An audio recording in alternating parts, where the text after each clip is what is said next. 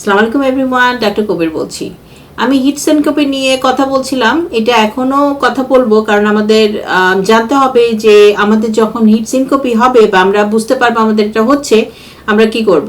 প্রথমে আমরা চলে যাব একটা কুল প্লেসে, যেখানে কোনো ডিরেক্ট সানলাইট থাকবে না, এবং যদি এয়ার কন্ডিশন থাকে তাহলে তো খুবই ভালো হয়। আর যদি এয়ার কন্ডিশন না থাকে, আমরা খেয়াল করব যাতে আমরা একটা শেডেড এরিয়ায় যেতে পারি, যেখানে আমরা সরাসরি কোনো সানলাইটের সংস্পর্শে থাকবো না। আমরা এরপর কি করব, যে পার্সনের এটা হবে বা আমার যদি হয়, আমি শুয়ে পড়ব, এবং শুয়ে পড়ে আমরা পাটাকে উপর দিকে তুলে দিব।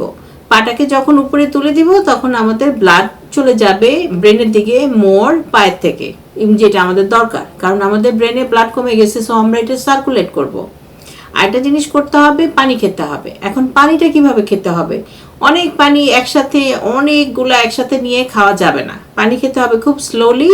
কুল ওয়াটার খেতে হবে, কারণ কুল ওয়াটার খেলে বডির যে টেম্পারেচার বাড়ে, সেই কুল ওয়াটার ভিতরে যে বডি টেম্পারেচারটাকে কমিয়ে দেবে। কাজেই খেয়াল করতে হবে যাতে পানিটা যাতে একটু কোল্ড হয়।